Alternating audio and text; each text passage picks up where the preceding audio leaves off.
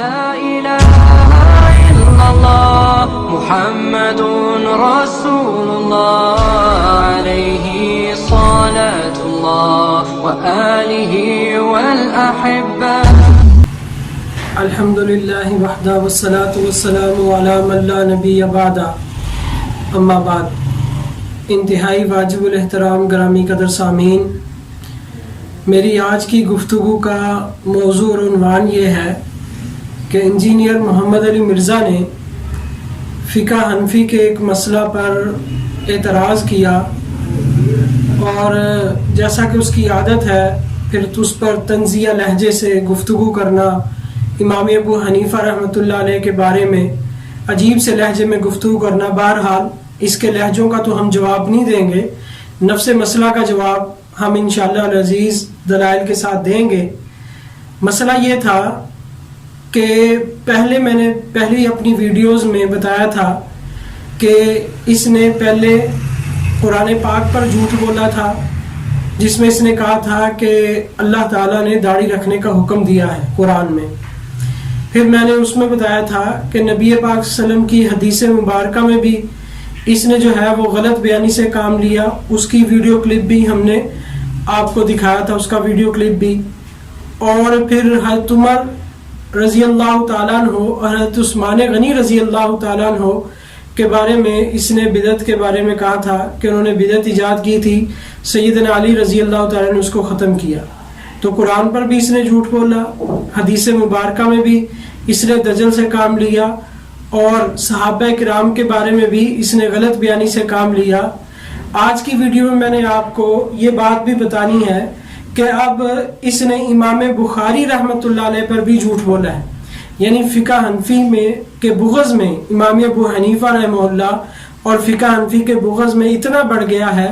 کہ یہ دیکھتا نہیں ہے کہ میں نے قرآن پر جھوٹ بولنا ہے، حدیث پر جھوٹ بولنا ہے، صحابہ پر تہمت اور الزام لگانی، بس جو منہ میں آتا ہے کہتا رہتا ہے. تو خیر موضوع یہ چل رہا تھا اس کا کہ وضو جو ہے وہ خون نکلنے سے وضو ٹوٹتا کہ نہیں ٹوٹتا. پھر اس نے یہ کہا کہ امام ابو حنیفہ رحمۃ اللہ علیہ نے جو یہ کہا ہے کہ خون کے نکلنے سے وضو ٹوٹتا ہے، اس کی بنیاد یہ تھی کہ ان کے نزدیک خون ناپاک ہے، تو جب ناپاک چیز جسم سے نکلے گی تو اس سے وضو ٹوٹ جائے گا. پھر اس نے اس کے بعد اس نے انکار کیا، کہتا ہے کہ خون تو پاک ہوتا ہے. خون کیا ہوتا ہے؟ خون پاک ہوتا ہے. اور جھوٹ کیا بولا؟ کہتا ہے امام بخاری رحمۃ اللہ علیہ نے باب قائم کیا ہے کہ خون پاک ہے. وہ ویڈیو میں آپ کو دکھاتے ہیں. خون قرآن پاک میں سورۃ المائدہ میں ہم پڑھ چکے ہیں کہ خون پینا حرام ہے، لیکن خون فی نفسہ ہی پاک ہے. اگر کپڑوں پر لگ جائے کپڑے ناپاک نہیں ہوتے. اسی پر محدثین کا اتفاق ہے، سوائے امام حنیفہ رحمۃ اللہ علیہ کے اور ان کی اجتہادی خطا ہے، اللہ تعالیٰ ان کو معاف کرے. باقی پوری امت کا اس معاملے میں اتفاق ہے کہ خون فی نفسہ ہی پاک ہے. جس میں وہ مشہور حدیث ہے جو سنن ابی داؤد میں صحیح سند کے ساتھ ہے، وہ جو دو صحابی تھے جن کی نبی صلی اللہ علیہ وسلم نے رات کے وقت جو ہے پہرے کے اوپر ڈیوٹی لگائی. تو ایک نے دوسرے سے کہا کہ تم آرام کر لو تو میں ڈیوٹی دیتا ہوں، پھر میں آرام کروں گا پھر تم ڈیوٹی دینا. تو دوسرے نے تو آرام کرنا شروع کر دیا، تو انہوں نے کہا میں فارغ ہوں چلو نماز نیت کر لوں. تو انہوں نے نماز پڑھنی شروع کی. اسی دوران کافروں نے حملہ کیا تو ان کو کافی تیر لگے، اور اس دوران ان کے جسم سے خون بھی بہتا رہا. انہوں نے نماز بھی اسی طریقے سے مکمل کی. اور بعد میں صحابی نے کہا دوسرے نے کہ آپ نے ہمیں جگا لینا تھا. تو انہوں نے کہا مجھے نماز میں اتنا مزہ آ رہا تھا کہ میں نے اب یہ نامناسب سمجھی کہ میں سورت کو بیچ میں ہی چھوڑ دوں. میں نے اپنی نماز مکمل کی الحمدللہ. ہمارے والا صاحب تو نہیں تھا نا کہ سمجھ ہی نہیں لگتی. سورت الفاتحہ کا ترجمہ بھی بہت کم لوگوں کو آتا ہے. تو یہ حدیث واضح ثبوت ہے کہ ایک صحابی کا فہم ہے کہ وہ ان کو تیر لگے، اور تیر لگ رہے تھے جب تو خون تو نکلتا ہے اور بہنے کی مقدار میں نکلتا ہے. یہ تو نہیں ہے کہ ہلکا سا وہ ظاہر ہوتا ہے. تو وہ نماز پڑھتے رہے. اگر ان کا وضو ٹوٹ گیا تھا تو نماز کیوں پڑھتے رہے؟ تو اس حدیث کی روشنی میں امام شافعی رحمۃ اللہ علیہ اور خود امام بخاری رحمۃ اللہ علیہ نے بھی جو ہے وہ تعلیقاً یہ بات لکھی ہے کہ خون فی نفسہ ہی پاک ہے. خون پینا حرام ہے لیکن خون فی نفسہ ہی پاک ہے. کپڑوں کو لگ جائے تو یہ کپڑے ناپاک نہیں ہوتے، جسم ناپاک نہیں ہوتا. تو اب دیکھیں کہ اس میں یہ کہہ رہا ہے کہ امام بخاری رحمہ اللہ نے باب قائم کیا کہ خون پاک ہے. حالانکہ امام بخاری رحمہ اللہ نے تو خون کے پاک ہونے پر کوئی باب باندھا ہی نہیں ہے۔ میں آپ کو دکھاتا ہوں کہ امام بخاری رحمۃ اللہ علیہ نے خون کے بارے میں کیا باب باندھا ہے۔ تو یہ صحیح بخاری شریف میرے پاس دارالسلام کی جو موجود ہے، اس میں امام بخاری رحمۃ اللہ علیہ نے باب قائم کیا، باب نمبر ہے 63، اور اس کی حدیث نمبر 227 اور 228 اس باب کے تحت 2 حدیثیں نقل کی ہیں۔ باب کا عنوان کیا ہے؟ عنوان ہے باب غسل الدم، کہ خون کو دھونے کا باب۔ تو امام بخاری رحمۃ اللہ علیہ نے باب باندھ کر بتا دیا کہ خون پاک نہیں ہے، خون کو دھونا پڑتا ہے۔ پھر آپ چند صفحے آگے صفحہ 25 پہ چلے جائیں تو امام بخاری رحمۃ اللہ علیہ نے ایک اور باب باندھا، باب غسل دم المحیض، کہ حیض کے خون کو دھونے کا باب۔ اب امام بخاری رحمۃ اللہ علیہ پر اس نے جھوٹ بولا کہ امام بخاری رحمۃ اللہ علیہ نے باب قائم کیا کہ خون پاک ہے، حالانکہ امام بخاری رحمہ اللہ نے خون کے دھونے کا باب قائم کر کے بتا دیا کہ میرے نزدیک خون پاک نہیں ہے بلکہ میرے نزدیک خون ناپاک ہے۔ ایک مسئلہ تو یہ کلیئر کرنا۔ دوسری بات یہ ہے کہ خون کا ناپاک ہونا، یہ بہت سارے محدثین نے اس کو ذکر کیا ہے۔ تفصیل میں اس مسئلے کی تفصیل پر نہیں جاتا، صرف چند ایک میں حوالہ جات آپ کو بتا دیتا ہوں کہ جنہوں نے کہا کہ خون کے بہتا ہوا جو خون ہے، دم مسفوح جسے کہتے ہیں، کہ جب جانور کو ذبح کیا جائے یا بدن وغیرہ سے خون بہہ جائے، جس کے بارے میں قرآن نے بھی کہا کہ دم مسفوح کو اللہ تعالیٰ نے حرام قرار دیا ہے۔ تو اب دم مسفوح حرام ہے اور دم مسفوح جو ہے وہ نجس ہے، یہ اس پر علماء کا اتفاق ہے اور جمہور اہل علم کا یہی مسلک ہے۔ ویسے کہتے ہیں سلف صالحین کے منہج، اب سلف صالحین کا منہج کیا ہے وہ میں آپ کو بتانے لگا۔ امام ابن قیم رحمۃ اللہ علیہ نے الاغاثہ میں انہوں نے امام احمد بن حنبل رحمۃ اللہ علیہ سے نقل کیا ہے کہ خون ناپاک ہے، یہ جلد اول صفحہ نمبر 240 پر موجود ہے۔ اور اسی طرح حافظ ابن حجر اسقلانی رحمۃ اللہ علیہ نے فتح الباری جلد اول صفحہ نمبر 420 میں، ابن حزم رحمۃ اللہ علیہ نے مراتب الاجماع میں نقل کیا ہے کہ جو خون ہے یہ ناپاک ہے، اس میں جو ہے وہ اجماع ہے۔ اسی طرح علامہ ابن عبد البر رحمۃ اللہ علیہ نے التمہید میں فرمایا ہے کہ یہ جو دم مسفوح ہے یہ نجس ہے، یہ ناپاک ہے، جلد 22 صفحہ نمبر 230۔ اور اسی طرح احکام القرآن میں ابن عربی نے احکام القرآن میں لکھا ہے کہ یہ جو خون ہے یہ ناپاک ہوتا ہے، جلد اول صفحہ نمبر 79۔ امام نووی رحمۃ اللہ علیہ نے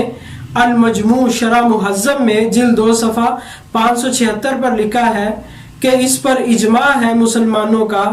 کہ دم مسفوح جو ہے رجسن نجسن، کہ یہ ناپاک ہے اور ناپاک ہے۔ تمہید جلد 22 صفحہ نمبر 230۔ اسی طرح علامہ ابن عبد البر رحمۃ اللہ علیہ نے الاستذکار جلد 2 صفحہ 36 پر بھی اسی طرح فرمایا ہے کہ اس میں کسی کا اختلاف نہیں ہے کہ جو دم مسفوح ہے، بہنے والا خون ہے، وہ ناپاک ہے۔ اور علامہ نووی رحمۃ اللہ علیہ نے تو فرمایا کہ اس پر تو بے شمار دلائل ہیں۔ اور امام بخاری رحمۃ اللہ علیہ نے جو خون کے دھونے پر باب باندھا ہے، بتایا کہ خون جو ہے یہ ناپاک ہے، اس کو دھونا پڑے گا، اس پر جو ہے انہوں نے حدیث نقل کی ہے۔ وہ حدیث بھی میں آپ کو سناتا ہوں، اس سے آپ کو پتہ چلے گا کہ ایک تو جو خون ہے، بہنے والا خون ہے، وہ ناپاک ہوتا ہے اور نجس ہوتا ہے، اگر بدن پر یا کپڑوں پر لگ جائے تو اس کو دھونا ضروری ہے۔ لیکن یہاں یہ بات یاد رکھیں کہ جس طرح یہ انجینئر علی مرزا کہہ رہا تھا کہ جی صحابہ کرام رضی اللہ عنہم اجمعین تو اکثر جو ہے وہ زخمی رہتے تھے اور ان کے زخموں سے خون بہتا رہتا تھا، تو ان کے لیے تو پھر بڑی مشقت ہو جانی تھی، ان کے لیے تو بڑی مشقت ہو جاتی کہ اگر وہ خون ناپاک اور نجس ہوتا، بھی کیا مشقت ہوتی۔ جو اپنے جسموں پر تیر اور نیزے کھا سکتے ہیں وہ بہتے ہوئے خون کو نہیں دھو سکتے، الا یہ کہ جو معذور ہو کہ خون رکتا ہی نہ ہو، جیسا کہ عمر فاروق رضی اللہ تعالیٰ عنہ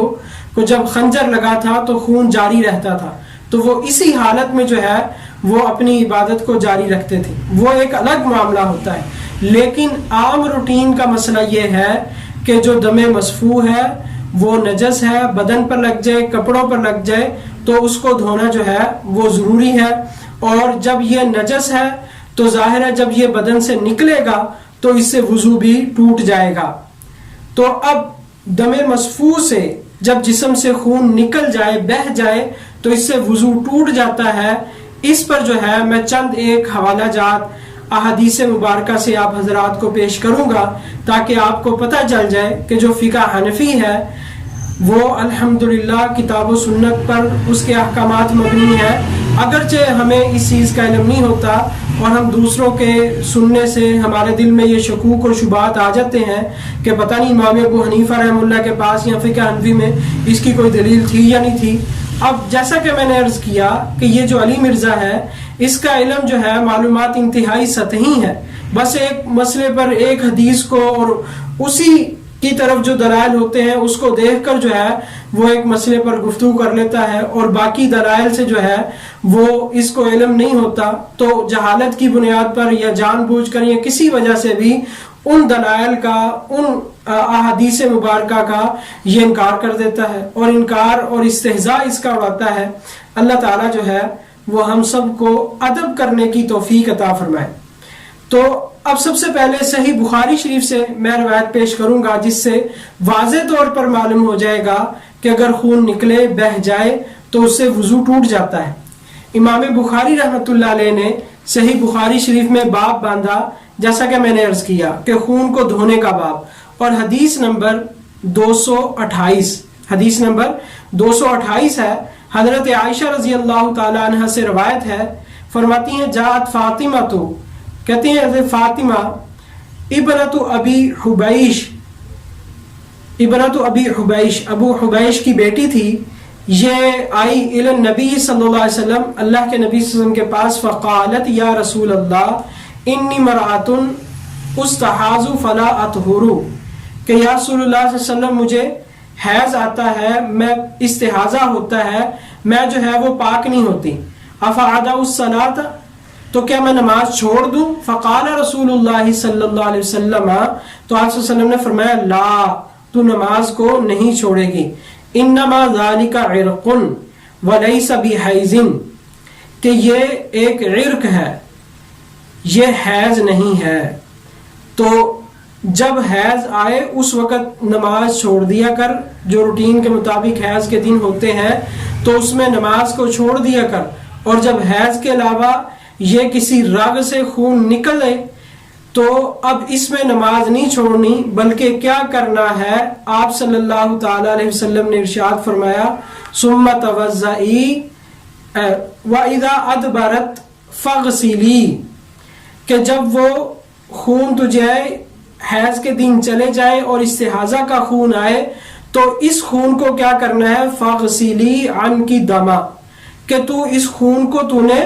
دھو دینا ہے، ثم صلی، پھر تو نے نماز پڑھنی ہے، وقال ابی ثم توضئی لكل صلاة حتى يجيء ذلك الوقت، پھر تو نے ہر نماز کے لیے وضو کرنا ہے۔ تو دیکھیں واضح طور پر اس سے معلوم ہو گیا کہ جب خون نکلے، استحاضہ کا خون نکلے تو اس سے جو ہے وضو ٹوٹ جاتا ہے۔ یہی حدیث مبارکہ امام بخاری رحمۃ اللہ علیہ نے باب الاستحاضہ حدیث نمبر 306 میں بھی نقل فرمائی ہے، اور اس میں بھی یہی فرمایا فَإِذَا أَقْبَلَتِ الْحَيْضَةُ فَاتْرُكِي الصَّلَاةَ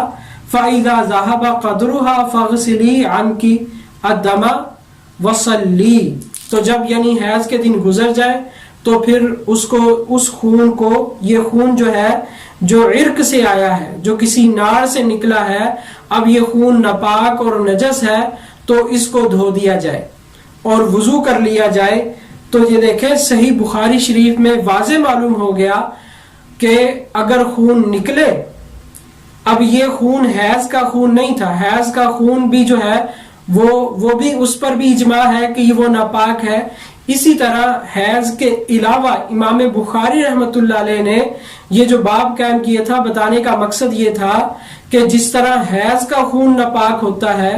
اسی طرح حیض کے علاوہ کوئی بھی خون بدن سے نکل جائے، کہیں سے بھی نکلے، ظاہر ہے جہاں سے بھی نکلے گا وہ کسی نہ کسی عرق اور کسی نہ کسی آنت یا نار سے ہی نکلے گا، تو وہ جو ہے وہ ناپاک ہوگا۔ یہ دیکھیں صحیح بخاری شریف کی بالکل واضح حدیث جو ہے یہ موجود ہے، جس سے پتہ چلا کہ امام ابو حنیفہ رحمۃ اللہ علیہ کا یہ جو مسئلہ ہے یہ بالکل صحیح اور درست ہے۔ پھر اس کے بعد جو ہے سنن ابن ماجہ میں انٹرنیشنل نمبرنگ کے مطابق حدیث نمبر 1221 میں حضرت عائشہ رضی اللہ تعالی عنہ سے روایت ہے، وہ فرماتی ہیں قال رسول اللہ صلی اللہ علیہ وسلم من اصابہ قیء او رعاف او قلس او مزی فلینصرف فلیتوضا ثم لیبنی علی صلاته وهو فی ذلک لا یتکلم۔ نبی پاک صلی اللہ تعالی علیہ وسلم نے ارشاد فرمایا، امام ابن ماجہ رحمۃ اللہ علیہ نے اس پر جو عنوان قائم کیا ہے وہ یہ ہے، باب ما جاء فی البناء علی الصلاۃ، کہ نماز میں بنا کرنا، کہ نماز میں اگر کوئی ایسی بات پیش آ جائے کہ آپ صلی اللہ علیہ وسلم نے ارشاد فرمایا کہ اگر قے آ جائے، الٹی آ جائے، یا خون نکل آئے ناک سے، جسے کہتے ہیں نکسیر پھوٹ جانا، ناک سے خون کا نکلنا، اگر یہ نکلے تو آپ نے فرمایا کہ وہ نماز سے لوٹ جائے، وضو کرے اور وضو کر کے دوبارہ آ کر نماز کی بنا کر لے، لیکن شرط یہ ہے کہ اس دوران کسی سے بات چیت نہ کرے۔ تو دیکھیں کتنی واضح حدیث ہے کہ اگر ناک سے خون نکل آیا تو نماز ٹوٹ گئی۔ نماز کیوں ٹوٹی ہے؟ کیونکہ اس کا وضو جاتا رہا، وضو ٹوٹ گیا، اس لیے اب جائے گا، وضو کرے گا اور پھر آ کر نماز جو ہے وہ دوبارہ سرے سے پڑھے گا۔ یہ سنن ابن ماجہ میں یہ حدیث مبارکہ موجود ہے۔ تو اب یہ دیکھیں اس کے علاوہ اور بھی بہت ساری احادیث ہے، یہی حدیث سنن دارقطنی میں بھی ہے اور مرسل روایت بھی یہ موجود ہے اور متصل بھی ہے، مرسل بھی ہے، اور مرسل جو ہے وہ ہمارے نزدیک مرسل بھی حجت ہے اور متصل بھی ہو وہ بھی ہمارے نزدیک حجت ہے۔ تو اصولی طور پر جو ہے یہ جو میں نے روایات پڑھی یہ اصولی طور پر صحیح ہے۔ اگر بعضوں نے سند میں کلام کیا ہے تو اس کے جوابات بھی ہم نے دیے ہیں، اگر کسی کو کوئی کلام وغیرہ ہوگا تو ہم انشاءاللہ نزید اس کے جواب دیں گے، کوئی ایسی بات نہیں۔ تو اب دو حدیثیں مبارکہ ہوگی، ایک صحیح بخاری شریف سے دو حدیثوں کا ریفرنس میں نے دیا، وہ انشاءاللہ آپ کو دکھا بھی دیں گے تو اب اس کے بعد مصنف عبد الرزاق میں انٹرنیشنل نمبرنگ کے مطابق 3609 حدیث نمبر 3609 میں کیا ہے، حضرت عبداللہ بن عمر رضی اللہ تعالیٰ عنہ عن ابن عمر رضی اللہ تعالیٰ عنہ قال اذا رعف الرجل فی الصلاة، کہ کسی آدمی کو اگر نماز میں نکسیر پھوٹ جائے تو وہ کیا کرے، وہ آگے سے میں درمیان میں حدیث کے الفاظ چھوڑ رہا ہوں، فَإِنَّهُ يَنْصَرِفُ وَيَتَوَضَّأُ ثُمَّ يَرْجِعُ فَيُتِمُّ مَا بَقِيَ عَلَى مَا مَضَى مَا لَمْ يَتَكَلَّمْ۔ تو اب وہ جو ہے وہ وہاں سے چلا جائے اور دوبارہ وضو کرے، اور وضو کرنے کے بعد جو ہے نماز کو وہیں سے شروع کر دے جب تک کہ اس نے کسی سے کلام نہ کیا ہو۔ تو حضرت عبداللہ بن عمر رضی اللہ تعالیٰ عنہ کا فتویٰ اور سلف صالحین کا منہج، اللہ کے نبی صلی اللہ علیہ وسلم کی حدیث، پھر اس کے بعد صحابہ کرام رضی اللہ عنہ مجمعین کا منہج، ان کا فتویٰ، ان کا عمل۔ حضرت عبداللہ بن عمر رضی اللہ تعالیٰ عنہ کا اپنا عمل کیا تھا، یہ آثار السنن میں حدیث نمبر 154 عن ابن عمر انہ کان اذا رعف رجع فتوضأ، کہ عبداللہ بن عمر رضی اللہ تعالیٰ کو جب کبھی نکسیر پھوٹتی تو وہ لوٹ جاتے، یعنی ناک سے خون نکلتا تو وہ لوٹ جاتے، فتوضأ ولم یتکلم، پھر وہ وضو کرتے اور کسی سے بات چیت نہیں کرتے، ثم رجع وبنى علی ما قد صلی۔ یہ حدیث مبارکہ سنن کبریٰ بہقی میں اور دیگر احادیث کی کتابوں میں موجود ہے۔ تو حضرت عبداللہ بن عمر رضی اللہ تعالیٰ عنہ کا اپنا فتویٰ کیا تھا کہ نکسیر کے نکلنے سے وضو ٹوٹ جاتا ہے، اور ان کا اپنا عمل بھی اپنے فتوے کے مطابق تھا، اور یہ ان کا اپنا عمل اور یہ اپنا فتویٰ یہ ان کے اپنی طرف سے نہیں تھا، یقیناً نبی پاک صلی اللہ علیہ وسلم سے انہوں نے سنا ہوگا یا آپ صلی اللہ علیہ وسلم کے کو دیکھا ہوگا. تو مطلب یہ ہے کہ انہوں نے اپنی طرف سے اپنی رائے اور اجتہاد سے نہیں کہا، بلکہ یقیناً ان کا عمل جو ہے وہ حدیث سے ثابت ہوگا، جیسا کہ وہ حدیث مبارکہ جو ہے وہ میں نے آپ کو سنا دی صحیح بخاری شریف سے 2 حدیثیں،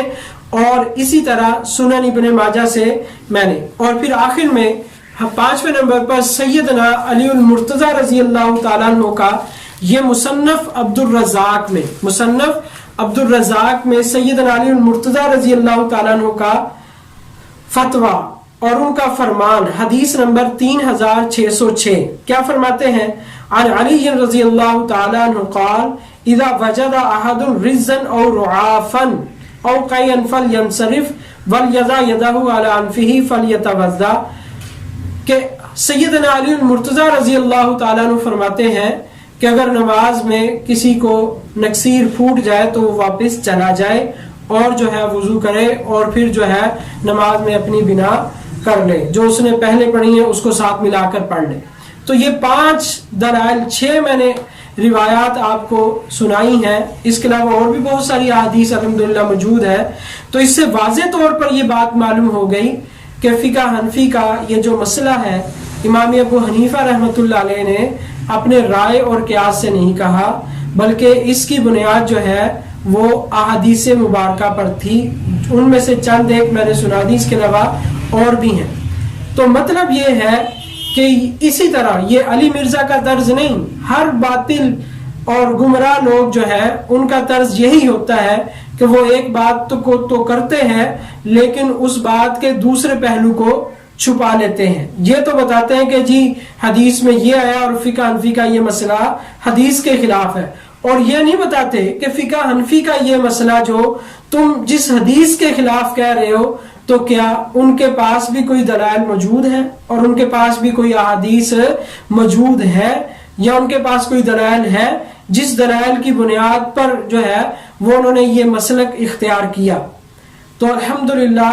یہ تمام حضرات کو میں یہ بات عرض کر رہا ہوں کہ الحمدللہ فقہ حنفی کا کوئی مسئلہ جو مفتہ بھی معمول بھی ہے ایسا نہیں ہے کہ وہ قرآن پاک کی آیات کے خلاف ہو یا احادیث مبارکہ کے خلاف ہو، اور ایسا نہیں ہے کہ فقہ حنفی کے مسائل جو ہیں وہ کتاب و سنت کے خلاف ہوں اور فقہ حنفی کے پاس کتاب و سنت سے دلائل موجود نہ ہو. ہاں یہ ہوتا ہے کہ دلائل دونوں طرف ہوتے ہیں، تو ایک کے مسئلوں کو ترجیح حاصل ہوتی ہے. اسی لیے تو کہتے ہیں کہ جو ائمہ مجتہدین کا اختلاف ہوتا ہے وہ راجح اور مرجوح کا ہوتا ہے، کہ ہر امام اور جو مجتہد ہوتا ہے اس کے جو ماننے والے ہوتے ہیں وہ یہ سمجھتے ہیں کہ یہ جو ہمارا مسئلہ ہے، جو ہمارا امام نے، جو ہمارے مجتہد نے یہ جو مسئلہ دلائل سے اخذ کیا ہے، یہ دلائل کے اعتبار سے دوسرے مجتہدین سے قوی ہے، تو اس لیے اس کو راجح کہتے ہیں. یعنی جس امام کا مسئلہ از روئے دلیل قوی ہو اس کا مسئلہ راجح ہے، اور جس امام کا مسئلہ از روئے دلائل کمزور ہو تو اس کو مرجوح کہتے ہیں. تو بہرحال اگر دلائل راجح ہو، مسئلہ راجح ہو تو اس کو 2 اجر ملتے ہیں، اور اگر مسئلہ مرجوح ہو تو اس کو 1 اجر ملتا ہے، جیسا کہ حدیث میں آ گیا اور اس کی تفصیل میں یہ چیزیں